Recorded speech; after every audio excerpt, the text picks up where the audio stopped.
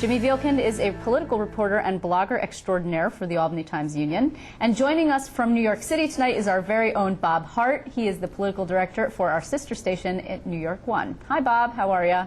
Hi. Hi, Jimmy. How you doing? Evening, Liz. Okay, so here's where we're going to start with the Attorney General's race. We have some numbers. The final filing that we will see, campaign finance filing, that we will see coming into this race, which is now just 12 days away. Right, and what we see is that Kathleen Rice, the Nassau County District Attorney, has the most in terms of cash on hand with $2.8 million. She's trailed secondly by Eric Dinalo with $1.6 million and third with by Eric Schneiderman, $1.3 million. Now, Schneiderman's campaign was happy to point out that he raised the most during this last 18-day cycle of any of the Attorney General candidates. He was able to raise $380,000, but he loaned himself money, $250,000, bringing him to a total of $455,000 overall.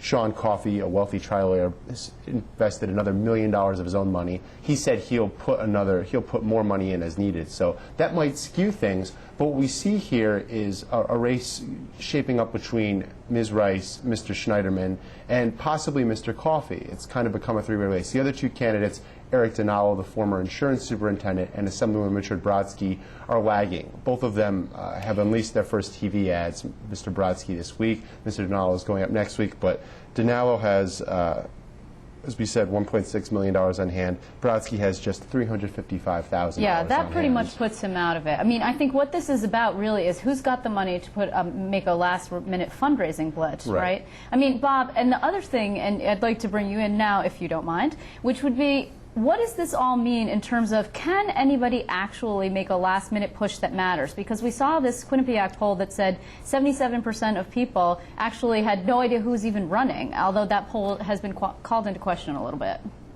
And I think there's something like 8% named the wrong candidates who weren't on the ballot. Right. I mean, I think what we're seeing is we're going to see a 7-day sprint from Tuesday the 7th to the September 14th on primary day. The 5 candidates square off on YNN and New York One on the 7th.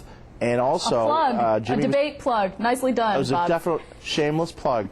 And as Jimmy pointed out, if you add up all the money on hand, that's a lot of money. That means that people who are getting back from their summer vacations and the kids go back in school, when they turn on television, are going to be seeing ads for a race that they probably didn't even know existed. So they are going to be saying, geez, who should I be voting for? Who are these people?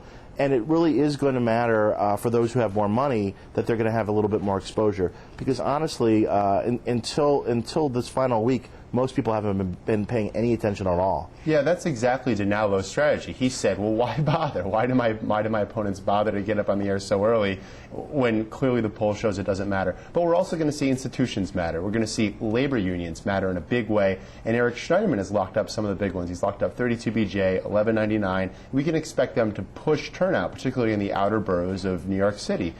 Richard Brodsky today, it was reaffirmed, I think he'd already announced this once, that DC 37, the union representing New York City municipal workers, is backing him. And so I think we're going to see that as really, really crucial. And that's something that for a candidate like Coffey, you can't really buy. Now, you actually wrote a very interesting story, a freelance piece, I think, if I'm not mistaken, about the relationship between Andrew Cuomo and Eric Schneiderman. Now, Andrew Cuomo has not weighed in yet. Will he pick someone, do you think? And he doesn't want Eric Schneiderman, who appears to actually have at least the ground game. If this is a low turnout race, then the ground game is going to be very important. Right, it's going to be very important, and it's curious to see what Cuomo's calculation is, because were he to weigh in, let's say he weighed in an enormous way, he cut an ad for his preferred candidate and then lent them the money to put it on air around the state, if he couldn't overcome the other advantages of some of the other candidates, and particularly Eric Schneiderman, who it looks like he will not endorse Eric Schneiderman under really any circumstance for a variety of reasons,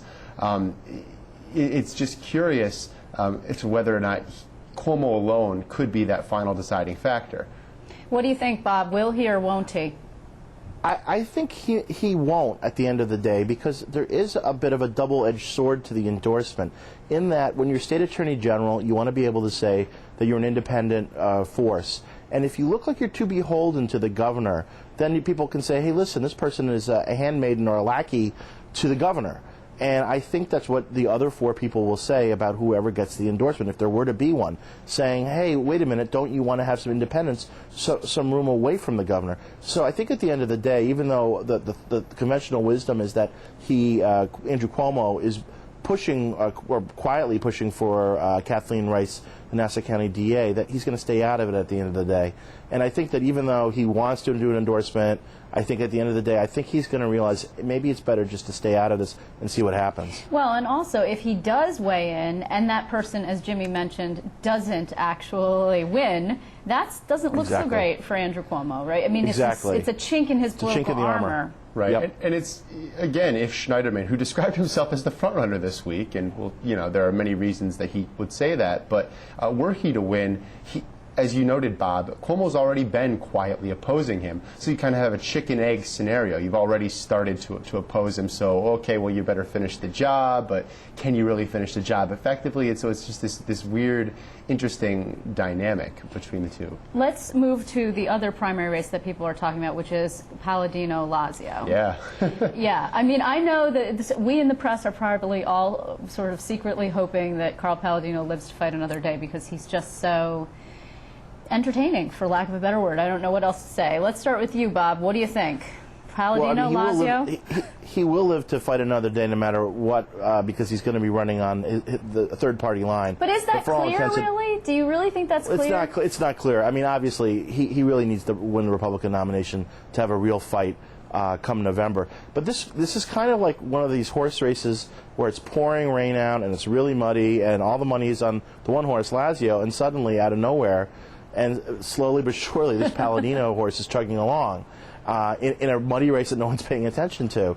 And I think that tactically, the Lazio people made a big mistake in not debating Palladino because it plays into the whole underdog Palladino mystique. I understand that the thought, I think, by Arthur Finkelstein, who's the unpaid or paid advisor to Rick Lazio. Oh, very well paid. Very well paid. Oh, yeah, he's paid all right. Very well paid. Thank you. I shouldn't have said unpaid. I guess what I mean is behind the scenes. He's very well paid.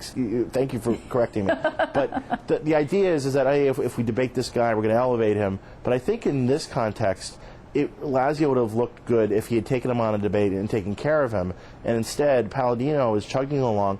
You talked to a lot of Republican voters who are excited about Palladino. I've not gotten any emails from viewers saying, oh, I can't wait to go vote for Lazio. That portends badly for Lazio. Should turnout be low or the weather be bad, because the Palladino voters are going to come out and vote no matter what. Yeah, Bob, I agree with you, and it's interesting because the vetting of Palladino has essentially been left to the media, and whenever we do it, whenever we shine sunlight on some of the things that Palladino says, like, oh, I don't know, saying he doesn't believe Barack Obama is a Christian, or, which he said right here on this very show. Or shameless plug. Yes, or another one. For example, forwarding along racist and pornographic emails, the response has just effectively been, oh, yeah, of course, Carl Palladino is an outsider. He's going to change the way things are done. And it's no surprise the liberal media is attacking him. And so he's just sort of weathered all of these storms. And I think you're right. Had Lazio effectively taken him, had Lazio effectively shown that he could out-logic him, and maybe by contrast to Palladino,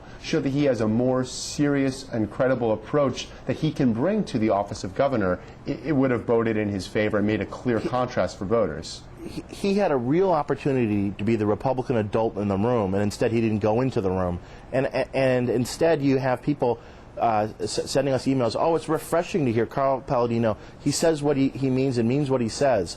And obviously that only gets you so far when you're saying some things that are pretty objectionable to a lot of people. But that might be enough, just might be enough to win a Republican primary that no one's going to, I think turnout's going to be near a record low. And also Republicans aren't used to voting in primaries, which we always forget. There's not a history of lots and lots of Republican primaries in New York State. So that's another factor that helps Palladino, I think. Well, and again, we're again going to come out to ground game. And you see sort of this groundswell of support in Palladino's native Western New York. You've seen a number of county chairs out there at this point. I think up to 8, or as many as 8. I might be fudging that a little bit. At least almost almost as many as 8.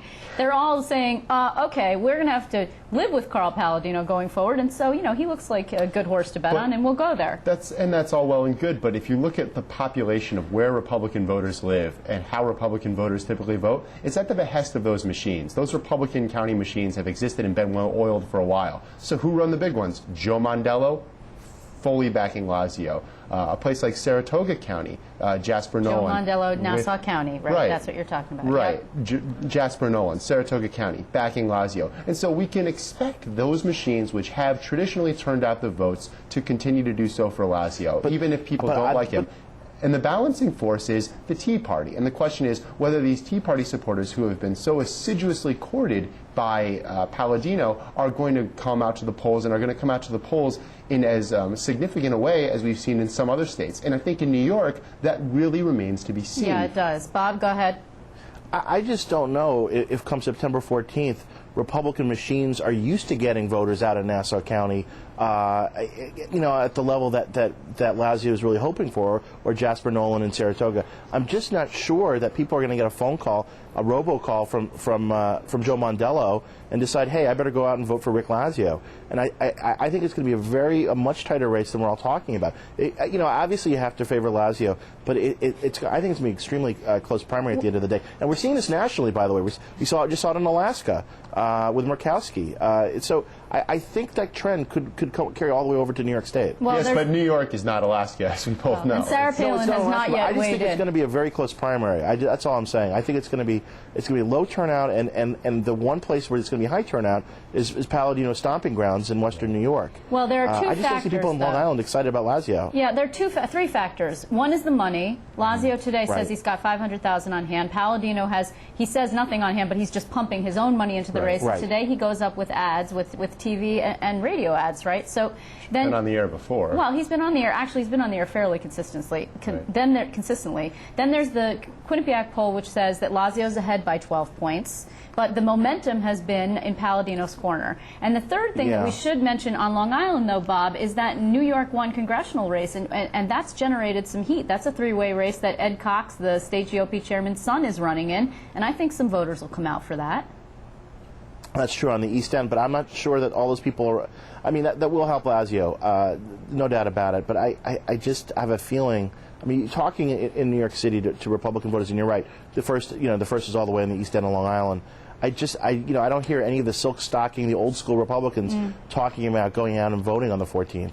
And that's I think the real problem for Lazio. Not that he's silk stocking, but if they're going to vote for anyone, it's going to be for him, not for Palladino. At the very least, though, the dynamic in this race is different than the Dems for AG because people at least know who the candidates are. They at least know that there's a race going on.